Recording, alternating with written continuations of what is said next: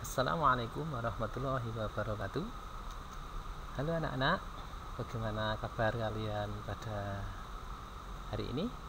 Semoga selalu diberikan kesehatan dan kelancaran di setiap aktivitas kita. Pada kesempatan hari ini kita berjumpa lagi dengan Pak Eko dalam pelajaran ekonomi bisnis, dan hari ini kita akan mempelajari bersama tentang permintaan, penawaran, dan harga keseimbangan.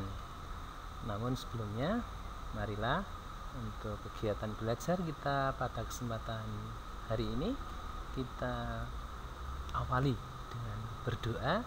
Semoga kita diberikan kemudahan dalam setiap aktivitas kita.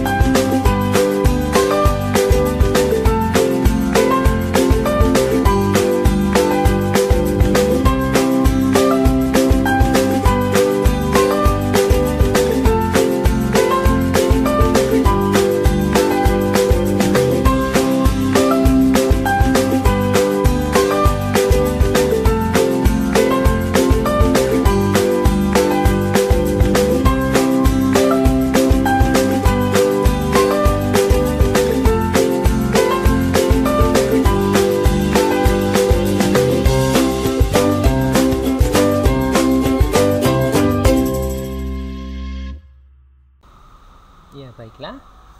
Sebelum kita masuk ke pelajaran, Pak Eko perlu menyampaikan bahwa untuk materi tentang permintaan, penawaran, elastisitas, dan harga keseimbangan itu kita awali dengan materi pokoknya, yakni tentang apa itu hukum permintaan, hukum penawaran, konsep elastisitas baik permintaan maupun penawaran, dan harga keseimbangan pasar. Kemudian kompetensi yang akan Anda miliki setelah mempelajari materi tentang permintaan, penawaran, elastisitas maupun harga keseimbangan pasar adalah yang pertama, memahami hukum permintaan, penawaran, konsep elastisitas, dan harga keseimbangan pasar. Yang berikutnya adalah menentukan tingkat elastisitas permintaan, penawaran, dan harga keseimbangan pasar suatu produk.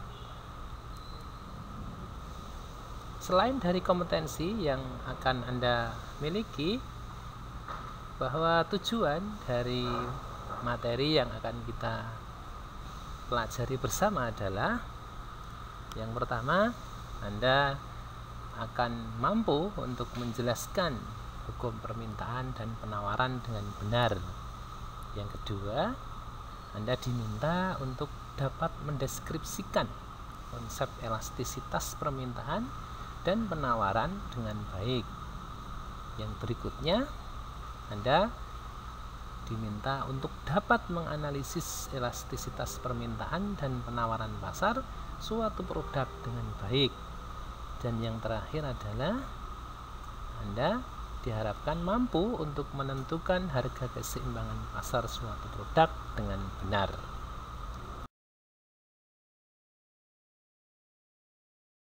Baiklah, kita akan masuk ke materi pertama, yakni tentang permintaan, di mana kita bisa melihat secara garis besar bahwa permintaan itu akan dibahas di dalamnya, yakni apa itu hukum permintaan dan juga elastisitas permintaan. Yang pertama adalah hukum permintaan. Apa sih hukum permintaan itu? Ya, hukum permintaan adalah hukum yang menjelaskan tentang adanya hubungan yang bersifat negatif. Kenapa negatif ya? Nanti kita akan jelaskan di bawah. Antara apa? Hubungan antara apa? Yakni antara tingkat harga dengan jumlah barang yang diminta. Nah, kenapa sih dikatakan hubungannya bersifat negatif? Yakni apabila harga suatu barang itu naik, maka jumlah barang yang diminta itu akan turun. Begitu pula sebaliknya, ketika harganya rendah, maka jumlah barang yang diminta akan meningkat. Disinilah kemudian dikatakan terjadi hubungan negatif. Ketika satu faktor mengalami kenaikan, maka faktor yang lainnya akan menurun, dan begitu pula sebaliknya.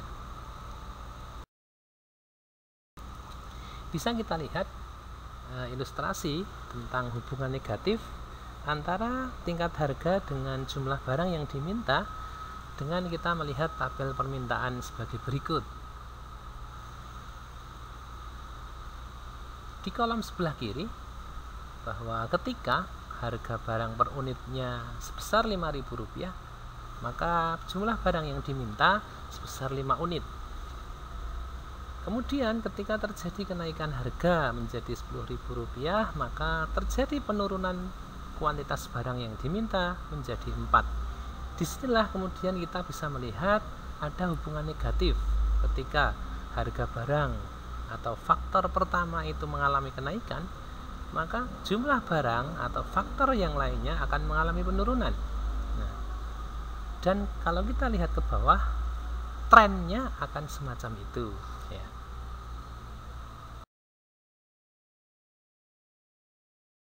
Selanjutnya, ketika tabel disajikan dalam sebuah kurva, kita akan melihat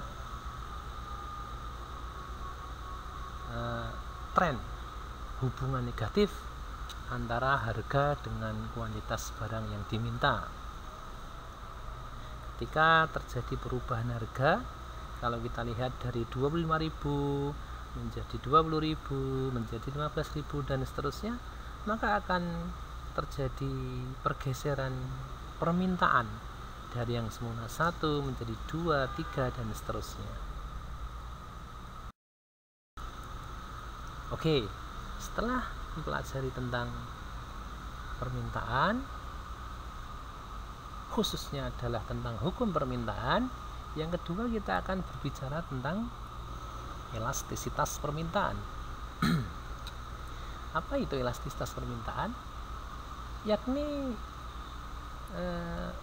sebuah instrumen untuk atau sebuah teori untuk mengukur seberapa besar sih kepekaan perubahan jumlah permintaan akan barang tertentu terhadap perubahan harga. Artinya ketika sebuah harga barang itu mengalami perubahan, entah naik atau turun, maka seberapa besar terjadinya penurunan atau peningkatan permintaan terhadap barang tersebut.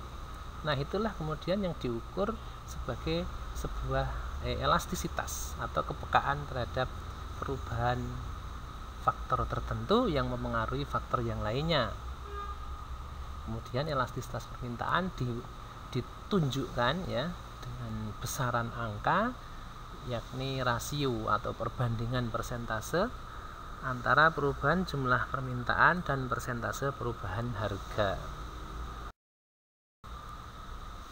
Untuk perhitungannya nanti dan juga penentuan apakah sebuah barang itu mempunyai elastisitas yang peka atau tidak, itu diwujudkan dalam sebuah angka, dan angka itu bisa kita jadikan sebagai penentu sebuah produk itu tingkat kepekaannya.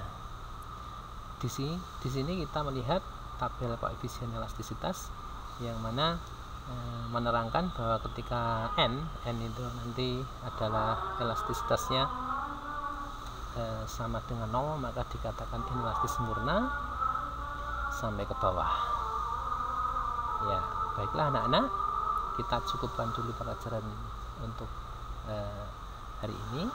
Kita akan melanjutkan untuk pertemuan yang akan datang. Terima kasih.